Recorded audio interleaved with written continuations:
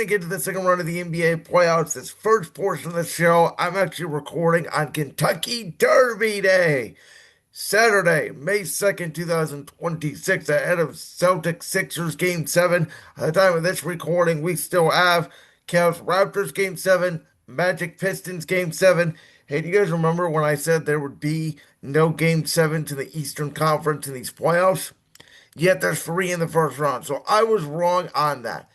But I said on Thursday, when I was breaking down the NBA playoffs at that point, I said that on today's show, because I had a little more time on the weekend, I wanted to take some time and go over the new NBA tanking rules as it relates to the lottery. Because when you guys hear this, in approximately 5 days, the NBA draft lottery is going to be held. And this may be the last version of the lottery that we all know and love because the lottery is going to completely change. And I got to give Shams credit. I'm going to read the article that he wrote on ESPN about the new lottery system that Adam Silver in the NBA is trying to push, which is basically the 3-2-1 lottery, which would extend the lottery to 16 teams. So right now, again, in the NBA, there are 16 teams that make the playoffs. There are 14 that do not. Obviously, if there's expansion, you would think half the league makes it, half the team does not. But supposedly, there's going to be 16 teams. So even if you are a playoff team, you could still be in the lottery technically. Now, the shifts for this would be the following: teams that do not qualify for the playoffs or the play-in tournament, but stay out of the relegation zone, which is spots 4 through 10. So they stay out of that zone, would receive 3 lottery balls each. Teams with a bottom 3 record, the relegation area, would have only 2 lottery balls, but have a 4 to the number 12 pick. Which, again, if you're reading any of this, it doesn't make any sense. The 9 and 10 playing seeds in each conference receive 2 lottery balls. The loser of the 7-8 playing games receive 1 lottery ball. So what you are incentivizing is it's better off to lose the play-in tournament, make it, but lose it, than actually make the playoffs, which just seems so freaking wrong to me. The NBA came up with this play-in tournament idea a few years ago, and everybody loves it. Oh my God, 7, 8, 9, 10. We're getting great basketball games. Outside of the 2023 Miami Heat, who went on a miracle run after they lost their first play-in tournament game and dropped to the number 8 seed. In the NBA, I've been saying this statistically. There's only been one team that's not been a top 4 seed to win the NBA championship. And there's only been one number 4 seed in the history of the NBA to win the championship. That was the 1960 Boston Celtics with Bill Russell. So if you're not a top 3 team in the NBA, you just strictly don't win the championship. And look at what we have in the NBA right now. The two best teams, I believe, in the league by far are the Oklahoma City Thunder and the San Antonio Spurs. The Thunder tanked for 2 years. They made a bunch of smart deals.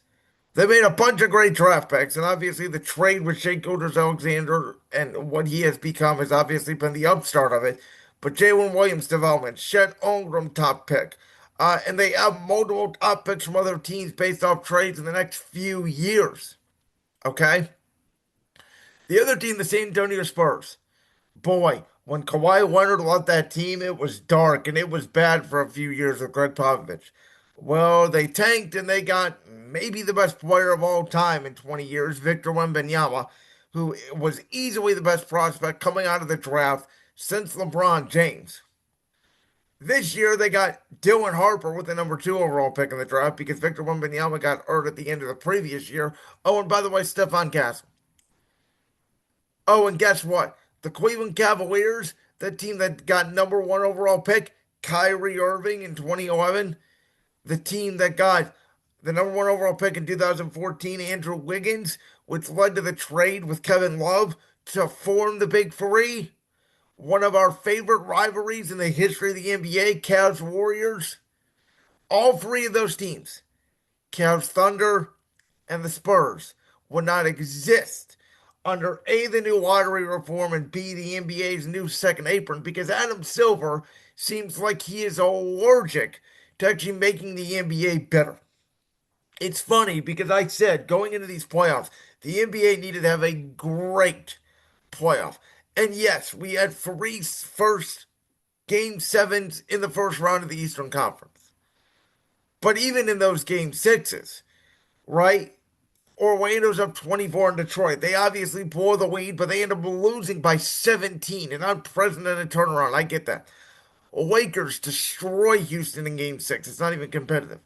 And I said, even if some of the games in the series are great, I said this about Cavs Warriors in 2016. If you remember, game one, blowout. Game two, blowout. Game three, blowout.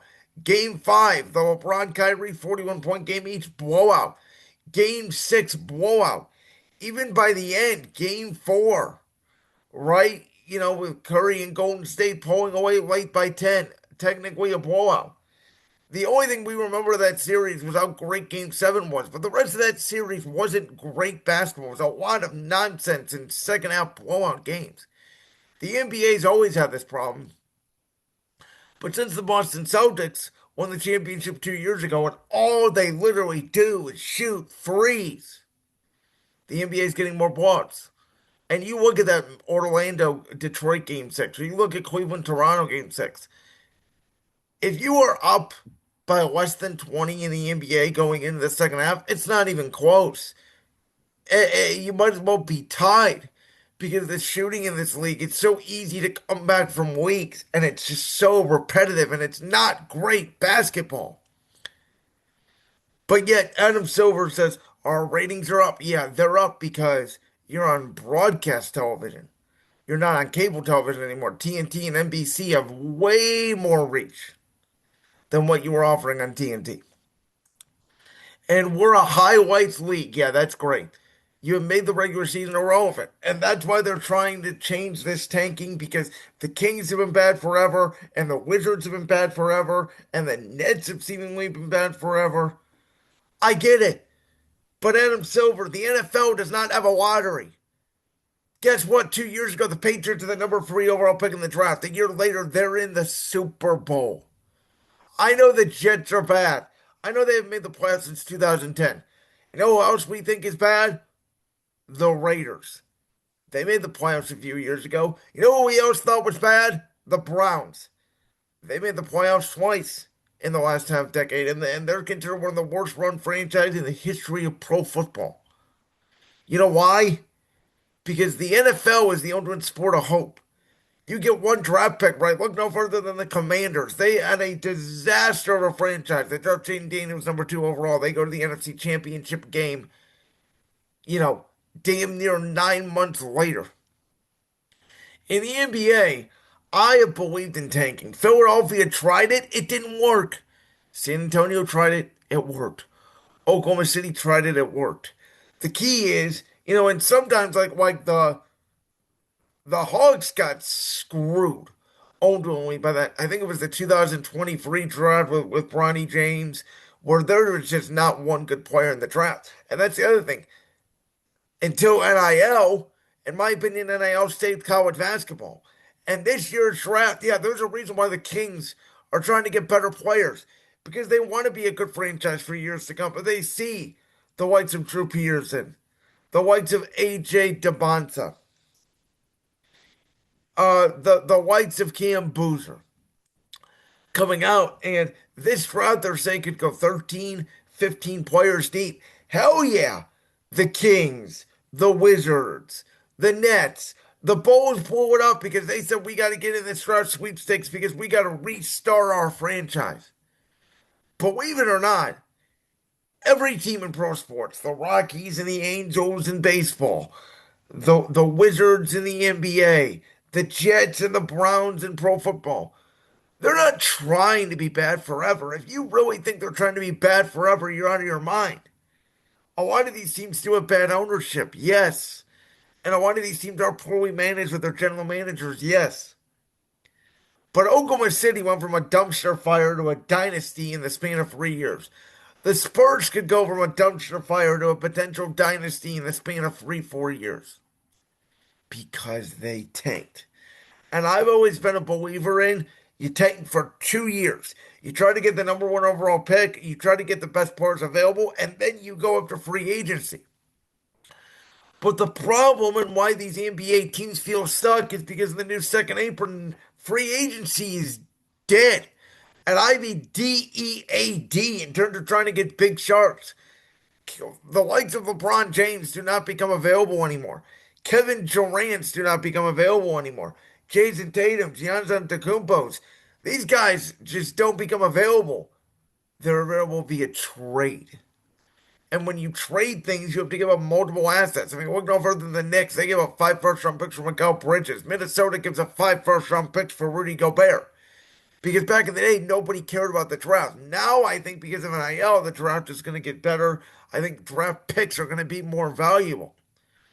But when you don't have an avenue to go out and get game-changing players in free agency, and you're in a market in the NBA where there's nothing to do, it's not a Miami, it's not a Los Angeles. The NBA is a winter league.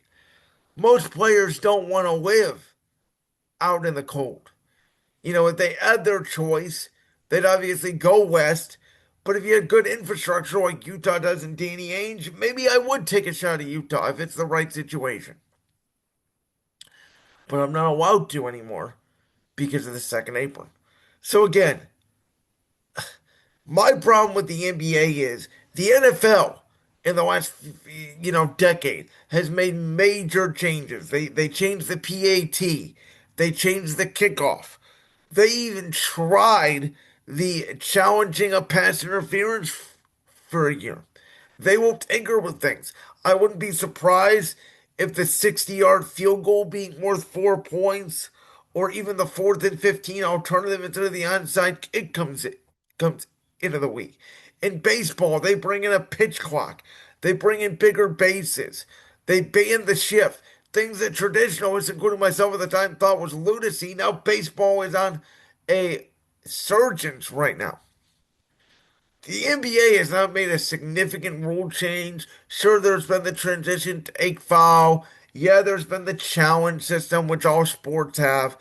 But in terms of an on the court sort of big rule change that could affect the game, I've been floating out there. What if you make half court shots and full court shots worth 4 points? What if you punish teams for intentionally fouling? What if you get rid of the corner three?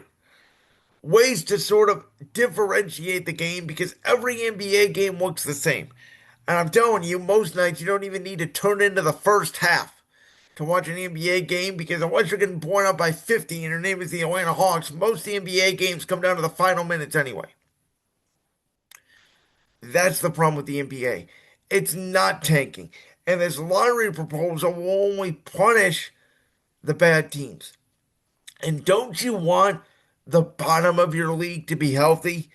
If you want the both conferences to be as competitive as possible, let teams tank and let teams figure out their own way to build. I think that's one of the best things about the NFL is they have free agency and they have the draft. It's the ultimate sport of hope. Any team feels that they can acquire any free agent. Any team feels that they can draft any game-changing player. Any team feels like if we just get that one guy. Look at the Raiders. They got one guy, Fernando Mendoza. There's never been more hope for the franchise. The Bengals didn't even have a practice facility. Joe Burrow gets there. Oh, I don't know. The Super Bowl in 2 years. The NBA doesn't have that. Even Victor Wembanyama, as great as he is, this could be year 3 of him potentially making the NBA Finals. The first 2 years, they were terrible. LeBron made the Finals in year 4 in Cleveland. The first 2 years, they too were terrible. So that's what I advise Adam Silver. Don't try to micromanage the league. Make more avenues for every team in your league to get better. I think this proposal is absolute BS. I think the fact they put the lottery on, it's usually a primetime event. Now it's on at 3 o'clock in the afternoon. What the hell is that about? Do you not want anybody to watch the lottery? Is that what it comes down to? If that's the case, just get rid of the damn lottery. The NFL doesn't have one. Baseball has one, but it's understood in baseball. You got to be bad for 3, 4 years. You got to get multiple prospects, and then those guys all come up together, and then you're good for a decade. If you're a well-run organization, Cleveland, Tampa, they've been doing it for years. Look at Kansas City and Detroit. They were bad for a few years, and now they are multiple contenders for years to come because they got Bobby Witt Jr. In Detroit's case, they got Eric Skubal. In the NBA, it used to be understood how to rebuild, and now nobody knows how to get better. And I think the NBA, as I've been talking about for months, is in a real state of flux, and nobody seems to really want to concrete and figure out the solution. Like that clip from the Brand Sports podcast? If so, make sure you go down there and hit that subscribe button. While you're down there hitting the subscribe button, make sure to also hit the notification bell so you never miss another upload. And make sure you check out all the other clips from the Brand Sports podcast right here on YouTube.